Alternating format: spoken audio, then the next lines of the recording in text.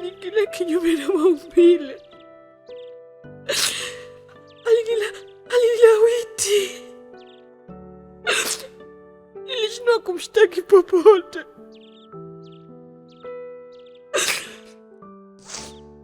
Nilipoingia katika mahusiano naye, nilimwamini. Nikampa kila kitu nilichoweza. Nakumbuka enzi zile nyumbani tulikuwa tuna ng'ombe. Niliba maziwa kila siku na kumpelekea kwao. Akanenepa. Penzi letu lilikuwa huru alipoanza maisha yake mwenyewe. Sikuwa najua lolote kuhusu mapenzi. Alinifundisha. Nikaegemeza maisha yangu yote kwake. Akanifanya nikawa mtumwa wa ngono kila nilipoenda chumbani kwake. Kama haikutosha sasa, akaanza kunifundisha kunywa pombe. Niliamini kuwa ndiye mume wangu mtarajiwa. Kwa nini nikatae? Nilimkubalia kila kitu. Alinilazimisha ngono hata nilipokuwa katika siku zangu. Kwani nilikuwa msomi na niliyajua madhara ya kufanya hivyo.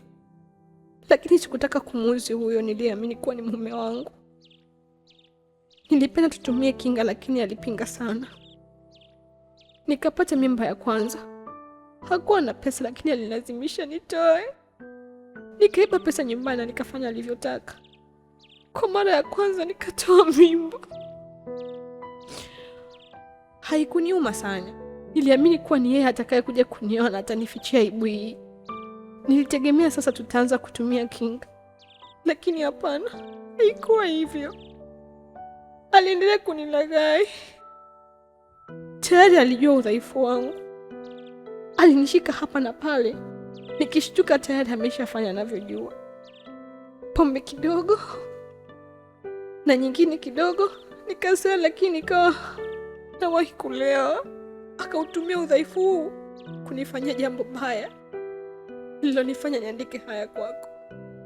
Akaniingilia kinyume na maumbile. Alinilawiti.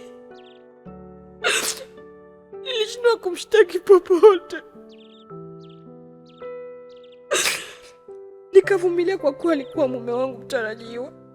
Mume asiyejulikana hata kwa wazazi. Mchezo ule ukaendelea. Akijitetea eti hataki nipate mimba tena, hivyo ni mbinu mbadala. Najuta kumwamini. Lakini huyo alikuwa ni mume wangu. Miaka ikapita. Ule urembo wangu uliozoea kuona katika kioo ukatoweka. Simu za mara kwa mara kutoka kwake zikatoweka. Akawa mkali sana kwangu. Hakutaka niende kwake. Wakati huo nilikuwa nasoma chuo. Pesa ya mkopo ikitoka ananitafuta. Na tunakuwa marafiki tena.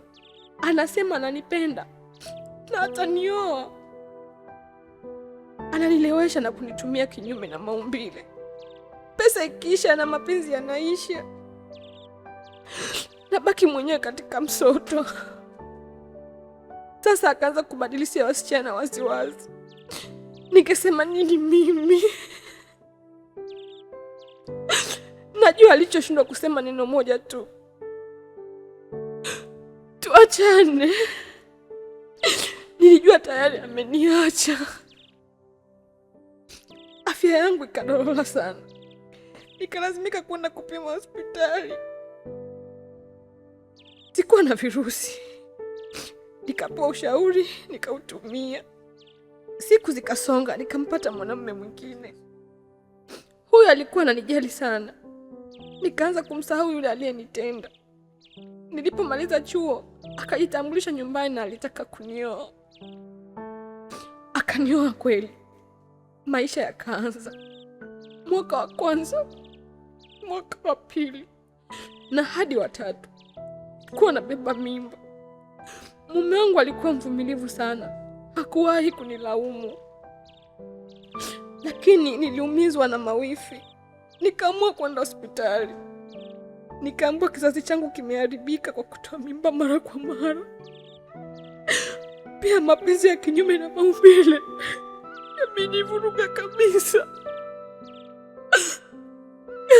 Nililia sana huku nikimkumbuka yule aliyeuleta uchungu huu kwangu. Dunia haikuwa mahala pangu sahihi. Nimekuandikia barua hii uisome mwenyewe, lakini wasimulie wengi baada ya kifo changu. Wasimulie bila kuchoka wasichana wa kileo wanaodanganyika na kufanya mambo magumu kuwaridhisha wapenzi wao. Waambie watakufa kwa mateso kama mimi. Wasipokusikiliza usijisikie vibaya, maana hata mimi nilikuwa siwasikilizi watu walivyoniambia lolote kuhusu yule mdanganyifu.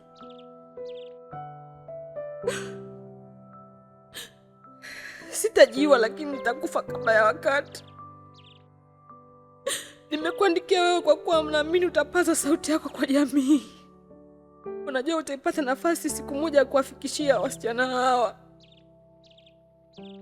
Usilie kwa sababu nitakufa. Lia kwa sababu mwanamume mwenzako amenitenda hivi.